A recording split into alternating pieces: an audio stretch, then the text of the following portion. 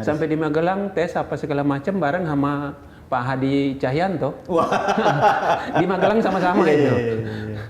Tapi waktu itu syukur alhamdulillah saya bisa jadi menteri. Dia waktu itu masih jadi Sesmi ya.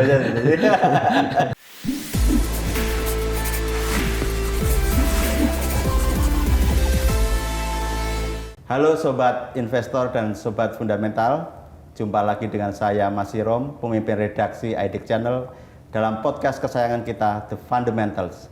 Ngobrol santai, jadi cerdas, hidup berkelas. Kali ini kita akan membahas situasi perekonomian global yang saat ini dalam tanda kutip tidak baik-baik saja karena berbagai faktor. Tensi geopolitik yang sempat memanas, kemudian kebijakan proteksionis di banyak negara, dan juga harga komoditas yang terus bergejolak. Kali ini hadir di studio tamu istimewa, Wakil Ketua Umum Kamar Dagang dan Industri Indonesia, Kadin Indonesia, Bapak Saleh Husin. Selamat datang Pak di podcast The Fundamentals. Alhamdulillah, saya bersyukur juga sudah bisa diundang di podcast yang sangat terkenal ini. Terima kasih Pak. Sebelum kita ngobrol serius nih Pak Saleh Husin. Pak Saleh kan berasal dari Nusa Tenggara Timur ya Pak, Nusa Tenggara Timur. Dari pulau paling selatan di Indonesia. Pulau terselatan kan Sabang sampai Merauke, Miangas sampai Pulau dengan Rote. Iya. Pak Saleh Husin dari sana dan berasal dari keluarga yang penuh perjuangan, susah gitu. Nah, mungkin kalau kita juga bicara ekonomi sekarang baik global maupun nasional kan juga dalam konteks yang ya sekarang agak susah gitu Pak. Mungkin Pak Saleh juga punya pengalaman dulu dalam kehidupan gitu. Betul. Hidup dari susah terus sekarang ya kita tahu Pak Saleh Husin kan bisa jadi menteri. Bisa jadi menteri, tokoh bisnis di Indonesia. Apa Pak yang bisa diceritakan untuk pemirsa podcast The Fundamentals ini? Iya, saya memang berasal dari keluarga yang sulit. Orang tua saya adalah seorang nelayan dan akhirnya pada saat masih kecil itu saya justru harus membantu ibu untuk berjualan kue mulai dari SD kelas 5 sampai dengan SMP kelas 3. Itu berjualan kue keliling kampung setelah pulang sekolah dan itu saya lakukan dengan betul-betul satu yang memang harus membantu ibu agar juga pendapatan di keluarga juga bisa ada dan sekaligus untuk membantu adik-adik juga. Ya itu saya lakukan betul-betul dan syukur alhamdulillah ya dari itu yang saya lakukan. Di samping itu juga mendapat pemahaman dari guru di sekolah maupun di sekitar itu bahwa memang kebetulan ada figur-figur tokoh dari asal Pulau Rote yang memang sudah berhasil di tingkat nasional. Salah satu adalah Profesor Adrianus Moi. Waktu itu sudah menjadi satu tokoh figur yang menjadi impian saya ketika masih kecil. Nah, di samping itu juga ada figur lainnya juga ya, adalah tokoh militer, yaitu udah pangkat Letnan Jenderal bintang 3 yang sudah cukup dikenal waktu itu. Dan memang waktu itu memang saya juga punya satu cita-cita, saya suatu saat bisa harus jadi seperti beliau-beliau ini. Ditambah lagi dengan figur waktu itu, kita ingat waktu itu ada Pak Jenderal M. Yusuf yang juga sangat-sangat fenomenal, sangat dikenal, dan akhirnya saya dalam hati kecil udah tertanam adalah suatu saat saya harus jadi jenderal. Dan kalau jadi jenderal bisa jadi menteri. Itu impian saya ketika masih kecil, masih di bangku SD, SMP. Nah, dan akhirnya setelah selesai SMP, saya katakan dalam diri saya nggak boleh terus ada di Pulau Rote, harus keluar dari Pulau Rote kalau mau maju. Nah, itu SMP udah punya pemikiran seperti itu ya? Oh. Setelah itu saya SMA-nya di Kupang, di ibu kota provinsi, kan lebih skup lebih besar. Nah, setelah itu kan berpikir kalau mau lanjutin kuliah, ya apa? Tentu dana tidak cukup karena kan saya harus mikir adik-adik juga. Nah, akhirnya bagaimana untuk bisa kuliah? Kuliah yang gratis itu adalah menjadi kuliah di Akademi Militer. Oh, gratis. Gratis. Langsung lulus nanti pasti kerja Iya. jadi militer. Dan ya. kemungkinan bisa jadi jenderal. Oh iya, dari awal itu Pak dari ya? awal. Kalau menjadi jenderal, jadi menteri. Jadi menteri. Kan Iya, pada iya. saat zaman Orde Baru, zaman Pak Harto itu kan mau jadi menteri itu kan selalu dari Tentara. Iya. Nah, itu udah tertanam dalam benak saya. Dan akhirnya alhamdulillah memang waktu itu mengikuti tes di tahun itu, saya ingat tahun 82 itu ya bisa sampai ke Magelang. Oh, Sampai di Magelang. udah sedikit sekali itu. Iya, udah. sampai di Magelang tes apa segala macam bareng sama Pak Hadi Cahyanto. Wah. Di Magelang sama-sama Iya, itu. iya, iya. Tapi waktu itu syukur alhamdulillah saya bisa jadi menteri. Dia waktu itu masih jadi apa Panglima. Sesmi. Oh, iya, iya. Lebih cepat Bapak iya. berarti. Nah, udah. Jadi itu tahun 82. Udah saya waktu itu karena kita juga belum tahu. Akhirnya baru setelah di sini baru tahu kita dulu sama-sama loh di Magelang, makan di ruangan Lili Rohi bareng apa segala macam, bagaimana perjuangan. Nah, begitu pas di Magelang terus harus lakukan tes dan terakhir saya terpaksa harus kembali karena waktu itu memang masalah di kesehatan mata waktu itu. Nah, mungkin karena waktu masih kecil namanya anak-anak pesisir kan selalu olahraganya kan main di pantai terus nyebur di laut tanpa ada pakai kacamata atau alas masker apa segala macam, ya akibatnya apa? Jadi rata-rata anak pesisir ini kan matanya katarak. Nah, harus operasi. Jadi tidak bisa lanjut. Udah harus pulang. Terus saya waktu itu berpikir bahwa kalau saya kembali ke kampung, malu, udah apapun harus ke Jakarta. Dari Magelang Langsung ke Jakarta, nekat gagal, aja. langsung ke Jakarta. Ke Jakarta. Nekat. Nekat. Nggak ada saudara. Nggak ada, Nggak ada modal juga. nggak ada. Hanya modal nekat aja. Nah, udah sampai di Jakarta, yang dituju adalah ya figur jenderal yang asal dari Pulau Rote tersebut. Saya harus ketemu beliau. Gimana caranya pokoknya. Udah dengan berbagai cara akhirnya saya coba ke kantornya nggak bisa ketemu, ya saya ke rumahnya kan tunggu pasti pulang kan nggak apa-apa lah tunggu di depan, pasti kan beliau lihat wah ini figur-figur ya mohon maaf ya masih hitam dekil nih mau ngapain, tapi kan body udah body terbentuk body militer kan.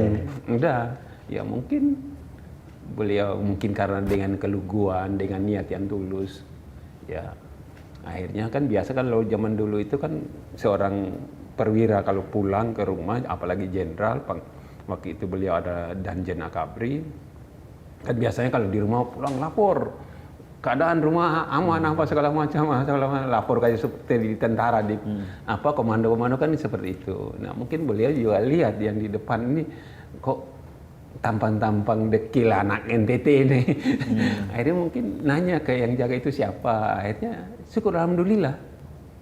Ya akhirnya saya bisa ketemu. Saya sampaikan bahwa jenderal saya masalahnya ini di Magelang. Padahal saya pingin untuk masuk Akabri. Nah ternyata nggak bisa. Tapi saya pingin untuk tahun berikut lagi bisa masuk. Untuk itu ya kalau diperkenankan ya mungkin saya bisa numpang tinggal di rumah jenderal, terserah mau diperlakukan sebagai pembantu atau apapun nggak apa-apa, yang penting saya bisa daftar lagi tahun depan. Dan akhirnya ya mungkin karena lihat kasihan juga sih anak hitam dekil ini dari NTT dari Rote, udah kamu di sini aja sambil nunggu nanti tahun depan bisa ikut tes lagi.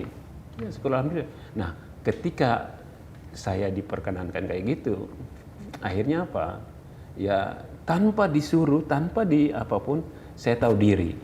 Setiap pagi, sore, siang, ngepel, cuci piring, cuci pakaian, nyiram, itu saya lakuin.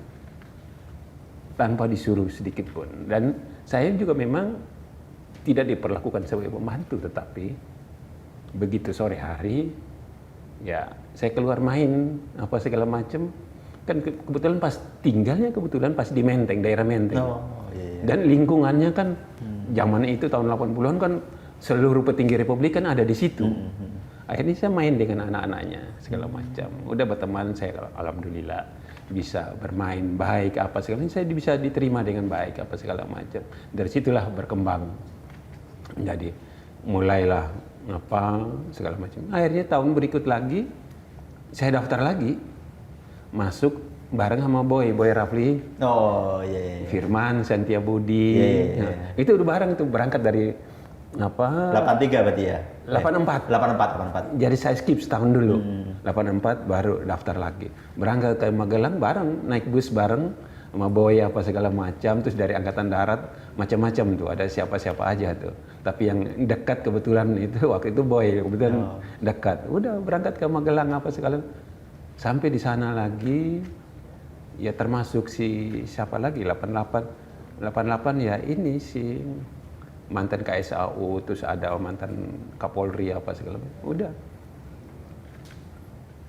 hal yang sama saya alamin lagi. Mata lagi. Masalah yang sama. Masalah yang sama. Oh. Udah akhirnya kembali saya berpikir bahwa mungkin garis tangan saya tidak di militer. Nah, mungkin tidak di militer. Ya udah, akhirnya saya memutuskan untuk ya harus cari alternatif lain untuk bagaimana bisa sukses. Udah mulailah kirim surat ke ibu untuk minta modal, mulai berdagang. Dengan modal 500.000 mulai berdagang apa segala macam, dan alhamdulillah bisa sukses. Di Jakarta itu ya? Ya di Jakarta. Oh, dagang apa awal-awal dulu? Ini bikin banner segitiga, bikin di C59 di Bandung, habis itu dijual di sekolah-sekolah, di Percik, di Sumbangsi, di SMA 3, dan kebetulan yang jual itu anak-anak pembesar semuanya. Yang bantu jual itu. Saya bikin misalnya 1.000 perak harganya di Bandung, saya jual 2.500. Akhirnya langsung dapat, itu udah mulai punya modal, meningkat. Hal-hal seperti itu yang saya lakuin. Jadi yang kalau saya boleh simpulkan yang paling berpengaruh satu, kemauan tadi ya. Betul. Kemauan. Betul. Terus yang kedua kerja keras. Betul. Yang ketiga jangan malu juga. Jangan malu. Iya. Terus yang ketiga jaringan. Betul, jaringan. Circle-nya top dari muda udah ya. Dan akhirnya udah berlangsung itu tak. Akhirnya mulai bikin usaha. Alhamdulillah bisa punya pabrik, bisa punya HPH zaman lagi top-topnya Pak Bob Hasan. Saya udah bisa punya HPH dalam usia tahun. Ya usia di bawah 30 lah. Udah punya itu apa segala macam. Nah, dari situ udah mulai meningkat. Tapi waktu itu masih belum bisa kuliah. Nah, setelah punya uang baru saya harus kuliah. Udah kuliah lah, sambil berjalan kuliah, dan alhamdulillah secara akademis itu apa segala macam saya kuliah. Dan ketika udah mulai punya dana apa segala macam, saya udah berpikir waktu itu dulu kan saya punya cita-cita untuk masuk Akabri biar jadi jenderal. Dan kalau di militer pendidikan tertinggi itu adalah Lemhanas.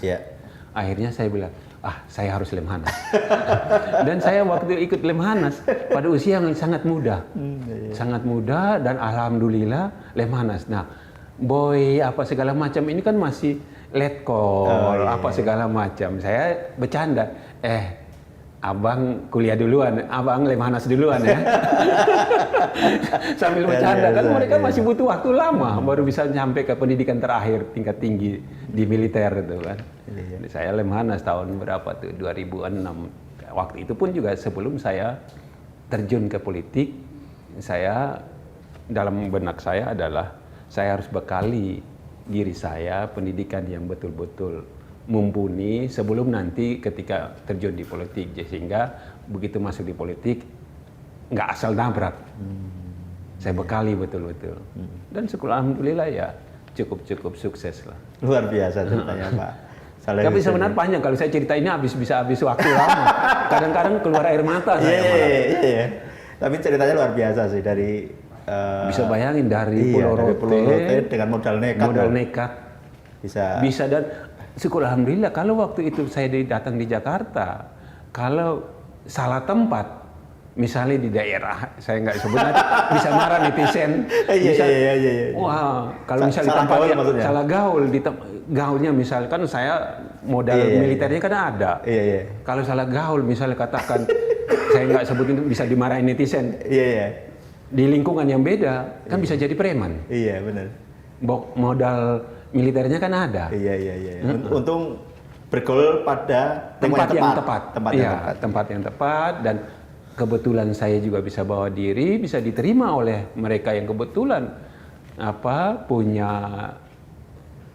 lingkungan yang berpengaruh, ya akhirnya bisa eksis. Nah, setelah mulai usaha apa segala macam itu, akhirnya mulai bergaul dengan para pembesar selain pengusaha-pengusaha sukses yang punya gedung sepanjang Sudirman Tamrin. Saya mulai berteman dekat.